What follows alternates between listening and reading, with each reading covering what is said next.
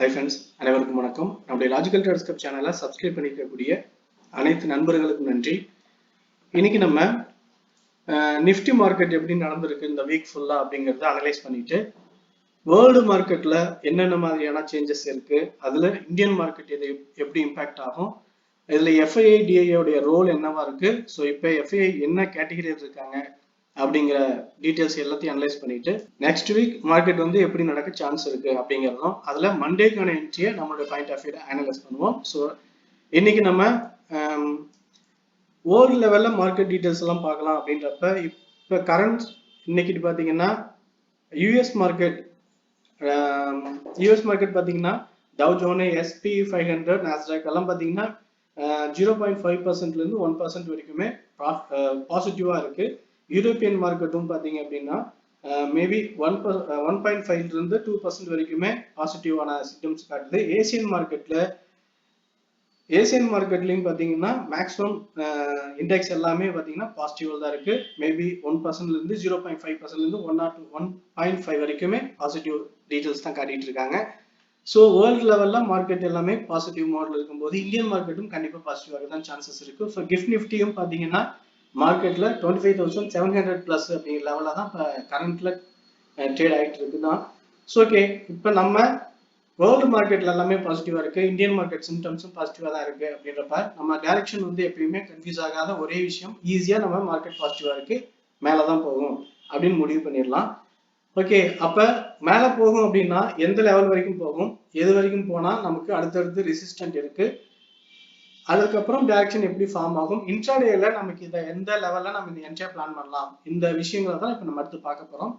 So okay, daily ஃப்ரேம்ல நம்மளுடைய நிஃப்டியோட டெய்லி டைம் ஃப்ரேம்ல பார்க்கும்போது நமக்கு எங்க பிரேக் அவுட் ஆயிருக்குது அப்படின்னா 25,200 நம்ம பேசியிருந்த அந்த லெவல் பிரேக் அவுட் ஆகும்போது மார்க்கெட் அப்சைட் மூவ்க்கான டைரக்ஷன் ஃபார்ம் ஆயிடுச்சு. அங்கிருந்து 25,618 கிட்டத்தட்ட 700 வரைக்குமே இப்ப கிட்டத்தட்ட வந்துடுச்சு. அடுத்து எவ்வளவு டார்கெட் இருக்குதுன்னா 26,200 அப்படிங்கிறது தான் அடுத்த டார்கெட். ஆனா இந்த டார்கெட் வந்து இன்னும் 1 வீக்ல போயிடுமா அல்லது 2 டேஸ்ல போகுமா அப்படின்னா 25,700 அப்படிங்கிற வந்து லெவல்ல ஒரு ரெசிஸ்டன்ட் இருக்கு. இந்த லெவல் ரெசிஸ்டன்ட்டை பிரேக் பண்ணிட்டாங்க அப்படின்னா அடுத்து 26,300 வரைக்கும் ஈஸியா மூவ் ஆகும். 26,100 to 200 to 260 அப்படிங்கிற 50 பாயிண்ட்டுக்கு பார்த்தீங்கன்னா கொஞ்சம் ரேஞ்ச் அது நடக்க வாய்ப்பு இருக்கு. ஏன்னா அங்க வந்து ஒரு ஸ்ட்ராங் ரெசிஸ்டன்ட் ஜோன் இருக்கு. ஸோ இந்த லெவல்ல மட்டும் ரெசிஸ்டன்ட்ல ஜோன் நடக்க வாய்ப்பு இருக்கிறதுனால கொஞ்சம் ஜிக்ஸாக் ஆகலாம். ஸோ அது வரைக்கும் மார்க்கெட் சூப்பரான மூவ் அப் சைட்ல போயிட்டே இருக்கும்.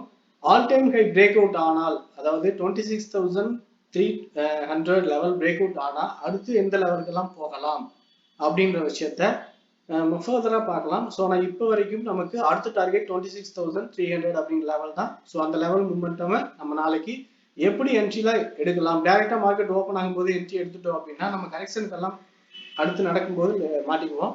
ஆனா அப்படி நடக்குமா இல்லை டைரக்டாவே மேல வரைக்கும் தான் போகுமா அப்படிங்கிறத இப்போ நம்ம அடுத்தடுத்து லோயர் டைம் ஃப்ரேம்ல செக் பண்ணி பார்ப்போம். ஸோ ஓகே ஃப்ரெண்ட்ஸ், இப்போ நம்ம வந்து ஒரு அவுட்லைன் டீடைல் பார்க்குறோம் அப்படிங்கிறதுனால நமக்கு வந்து ஹையர் டைம் ஃப்ரேமே போதுமானது. ஸோ 1 hour டைம் ஃப்ரேம் எடுத்துக்கலாம்.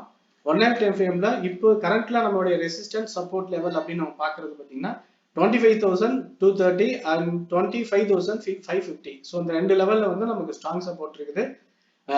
இந்த சப்போர்ட் லெவலை டச் பண்ணிட்டு மறுபடியும் மேலே போகிற போது நமக்கு 26,150 to 200 அடுத்து ரெசிஸ்டன்ட்கான லெவல் அண்ட் ஜோன் இது இருக்கு. ஸோ அப்போ நாளைக்கு மார்க்கெட் கேப் டவுன் ஆனா ஃபர்ஸ்ட் சப்போர்ட் லெவல் 25,500. ஸோ இந்த லெவல் வந்து சப்போர்ட் டச் பண்ணிட்டு சப்போர்ட் எடுத்தால் மேபி, ஏன்னா இது வந்து கொஞ்சம் வீக் சப்போர்ட் தான் என்னுடைய பாயிண்ட் ஆஃப் வியூ பொறுத்த வரைக்கும். இது ஸ்ட்ராங் சப்போர்ட், அதாவது 25,300 அப்படிங்கிறது ஸ்ட்ராங் சப்போர்ட்.